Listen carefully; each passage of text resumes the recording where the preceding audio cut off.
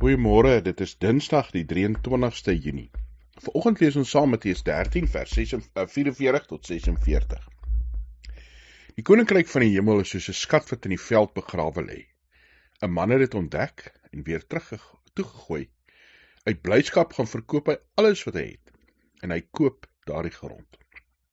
Verder is die koninkryk van die hemele soos 'n handelaar wat op soek is na goeie parels. Toe hy een baie kosbare parel vind, het hy gegaan, alles wat hy het verkoop, en hy het dit gekoop.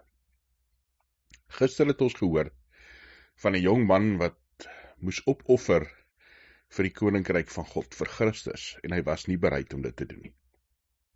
Hier lees ons twee verhale, gelykenisse wat Jesus vertel oor die koninkryk, waar iemand dit raak sien, en dan alles wat hulle het verkoop, omdat het vir hulle so kosbaar is, dat hulle net dit wil hê. Ja, die man wat alles verkoop, om daai grond te koop waarop hierdie skat is. Die handelaar wat alles verkoop, sodat hy daai een kosbare parel kan besit.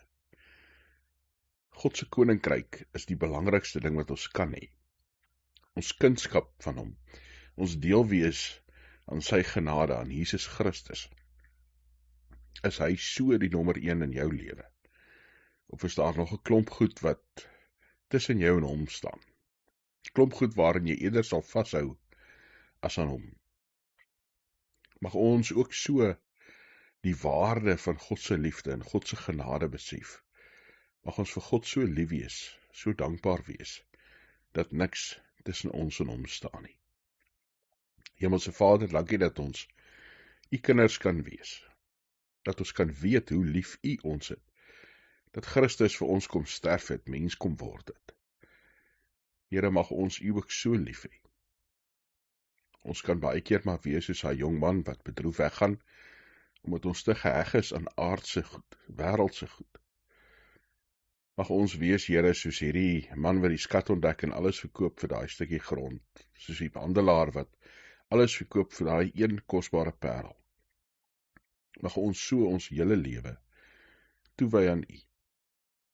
Dankie dat ons kan bid en weet dat u ons gebede verhoor. Ja, Here, dat ons nood en ons vrese, ons kommer, ons pyn, ja, ook ons vreugdes met u kan deel. Ons bid, Hemelse Vader, dat u vir ons in ons geloofsgemeenskap ook sal sterk in ons geloof, sal wysheid gee oor hoe ons elke dag se uitdagings moet hanteer. Ons bid vir mekaar, Here, dat ons bewus mag wees van u teenwoordigheid en liefde. Ons bid dit in Jesus Christus se naam. Amen.